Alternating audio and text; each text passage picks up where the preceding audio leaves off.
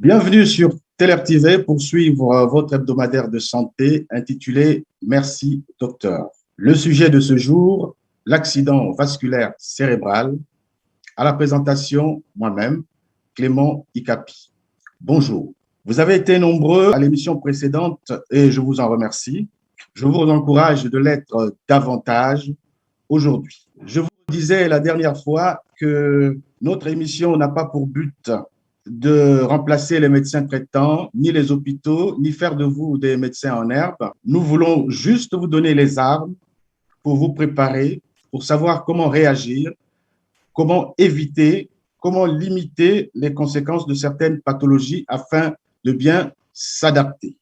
Alors, qu'est-ce que l'AVC? L'AVC, c'est un accident vasculaire cérébral, encore appelé attaque cérébrale, et surtout connu par son sigle AVC, est une pathologie grave, une urgence neurologique qui se produit lorsqu'une partie du cerveau est brusquement privée du sang. Les cellules nerveuses ou neurones situées dans la zone du cerveau qui est touchée par cet arrêt brutal de la circulation artérielle s'endorment et finissent par mourir, puisque ne recevant plus suffisamment du sang ou du nutriment nécessaire à leur bon fonctionnement. Pour mieux comprendre la suite, je voulais vous expliquer ce qui suit. Vous savez, le sang est pompé par le cœur. Il transporte de l'oxygène et plein d'autres nutriments qui servent au bon fonctionnement de nos cellules. Mais le cerveau est un organe particulier qui, lui, est très sensible à l'absence de l'oxygène. C'est donc cette absence d'oxygène dans cette partie du cerveau qui est à l'origine des signes de ce que nous appelons l'AVC, que nous verrons plus loin. Avant de continuer, je voulais vous donner un peu de statistiques pour justifier l'intérêt, effectivement, du choix que nous avons porté à ce sujet. Alors, comme c'est des chiffres, excusez-moi, je vais essayer de les lire. Alors, dans le monde, 15 millions de personnes sont frappées par l'accident vasculaire cérébral. Un tiers de ces patients récupèrent, un tiers reste handicapé et l'autre tiers, malheureusement, décède. Une autre statistique qui fait froid au dos, c'est que parmi nous, une personne sur 6 aura l'AVC au cours de sa vie. L'AVC frappe une personne toutes les 5 à 6 minutes. C'est la première cause de handicap dans les pays développés, deuxième cause de mortalité dans le monde, deuxième cause de démence après la maladie d'Alzheimer. C'est dire si c'est une pathologie grave et si ce n'est pas important d'en parler. Alors, quelles sont les causes de l'accident vasculaire cérébral? Là encore, une petite explication est nécessaire. Vous savez, les vaisseaux qui viennent du cou forment au niveau du cerveau un réseau artériel complexe que nous appelons le polygone de Willis. C'est ce réseau artériel particulier qui oxygène tout le cerveau. Alors, c'est à dessein que je dis oxygéné parce que je vous ai dit plus loin qu'un des rôles du sang, c'est le transport de l'oxygène. Donc, quand je dis il n'y a pas d'apport de sang, ça veut dire pas d'apport d'oxygène. Revenons aux causes. À quel moment, quels sont les mécanismes exacts de l'AVC? Il y en a deux particulièrement. L'AVC peut survenir soit par une occlusion de l'artère, c'est donc un caillot de sang qui va occlure une des artères du cerveau. C'est ce que nous appelons AVC ischémique, qui constitue 80% des cas d'AVC, soit une rupture pure et simple d'une artère cérébrale.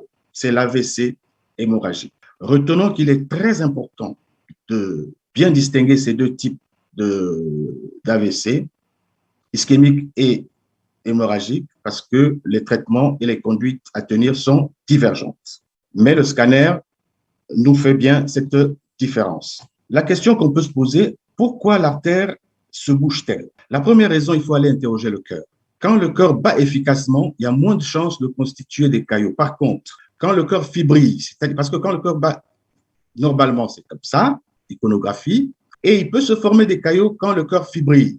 Le sang qui sort par l'aorte, monte par les vaisseaux du cou, vont au niveau du cerveau se loger dans les vaisseaux de petit calibre pour donner l'AVC. La deuxième raison de la formation des caillots, c'est malheureusement ce qu'on appelle le cholestérol, le mauvais cholestérol.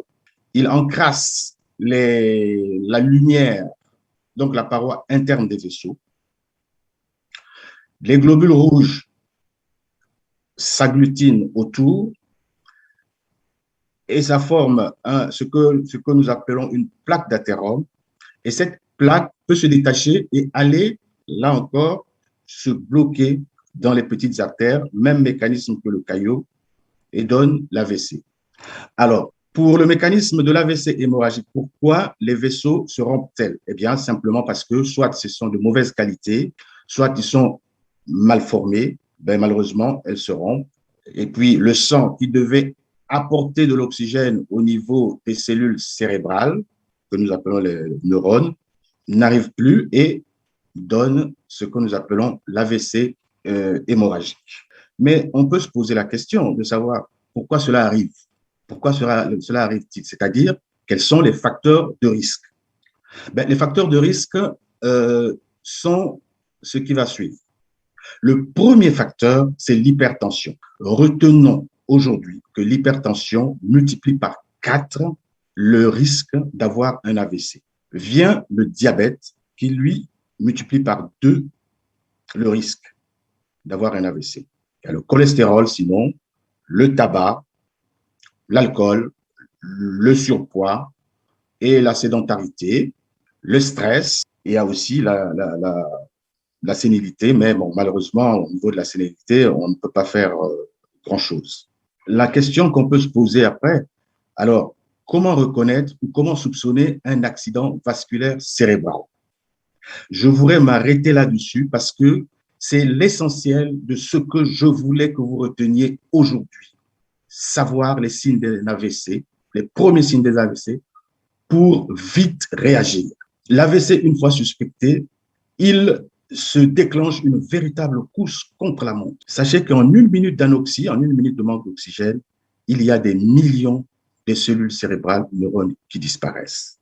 Ça veut dire qu'il faut vite réagir. C'est pour ça que je redis que c'est aujourd'hui l'occasion de retenir les signes d'apparition, les signes d'AVC, les signes, je voulais vous montrer vraiment aujourd'hui que reconnaître ces signes d'AVC sont très, très, très importants. C'est le souhait aujourd'hui. Tous, vous devez être capables de reconnaître les signes ou soupçonner un AVC. Alors, quels sont les signes d'alerte? Jusqu'à preuve de contraire, vous devez suspecter un AVC devant une paralysie d'une partie du corps, qui peut être le visage, membre supérieur, membre inférieur, accompagné ou pas d'une perte de sensibilité. Mais cette paralysie peut n'intéresser que le visage, que le bras, que la jambe. Elle peut être complète, c'est-à-dire rien ne bouge, ou incomplète, ça peut bouger un peu, mais on ne peut rien faire avec la main. Caractéristique principale, cette paralysie doit être brutale. Un autre signe qu'il faut reconnaître, c'est la difficulté de langage. Le patient n'arrive plus à parler brutalement alors que vous causiez.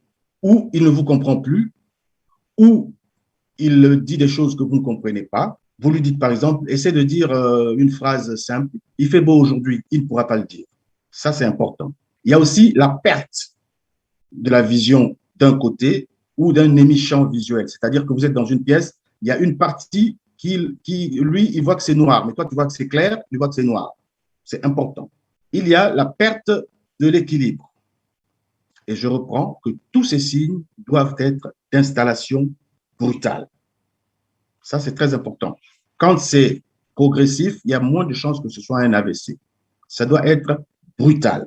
Je répète que c'est l'essentiel de ce que je voulais que vous reteniez aujourd'hui. Maintenant, devant l'apparition de ces signes qui ne sont pas obligés d'apparaître totalement, c'est-à-dire qu'on peut avoir une partie de ces signes, c'est-à-dire on peut avoir juste une paralysie du visage, on peut avoir juste une hémianopsie, c'est-à-dire une perte de la vision, ou juste un trouble d'équilibre ou de langage.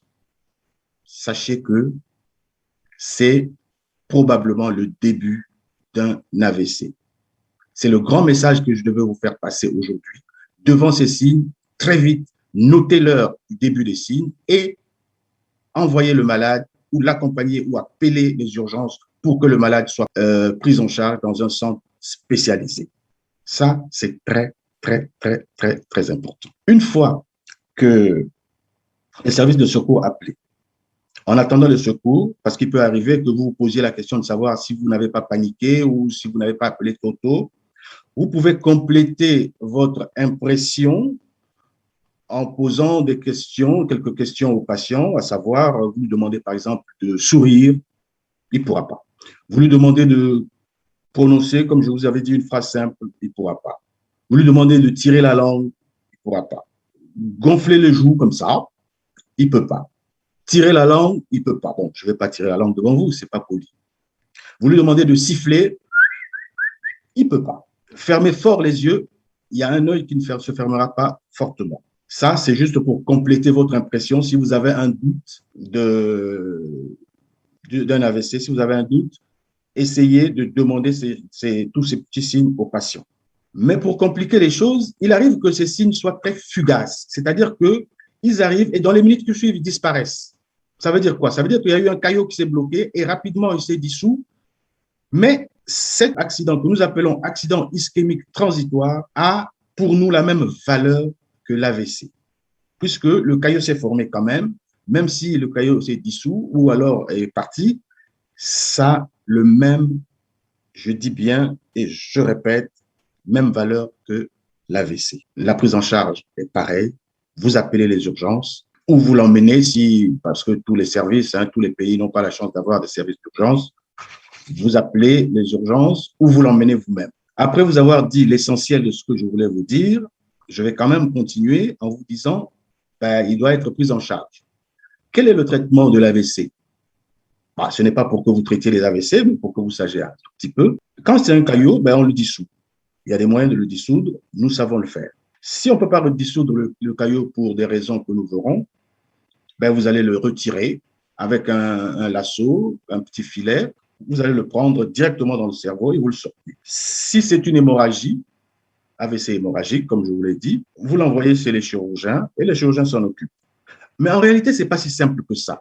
Pour traiter un AVC, il faut une unité neurovasculaire composée des neurologues, des neuroradiologues, des urgentistes, des anesthésistes, des réanimateurs, des diabétologues, des nutritionnistes, une équipe mobile, des psychologues et une équipe infirmière très dynamique. Par ailleurs, c'est important d'avoir un service d'imagerie médicale performant et une équipe mobile, des protocoles qui sont à disposition pour éviter toute perte de chance chez les patients.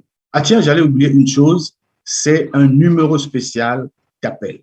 Ça, c'est très important. Sans rentrer dans tous ces détails du traitement, je voulais ajouter que l'équipe mobile, une fois récupéré le patient à domicile ou dans la rue, partout, il est directement dirigé dans le service d'imagerie médicale pour subir soit un scanner, mais surtout un IRM, les deux seuls examens qui sont capables de distinguer un AVC hémorragique d'un AVC ischémique. Les deux seuls examens qui peuvent confirmer sont ceux-là. En cas d'hémorragie, je vous l'ai dit, on confie le patient au neurochirurgien qui s'en occupe. En cas d'ischémie, c'est là où intervient la notion de délai. C'est très important. Je vous ai dit qu'il faut noter l'heure du début des premiers signes. Si l'AVC est intervenu il y a moins de 4h30, et s'il n'y a pas de contre-indication, on dissout le caillot par une injection intraveineuse d'un produit qui, dans les vaisseaux, agit comme un desktop dans la tuyauterie de notre plomberie à la maison.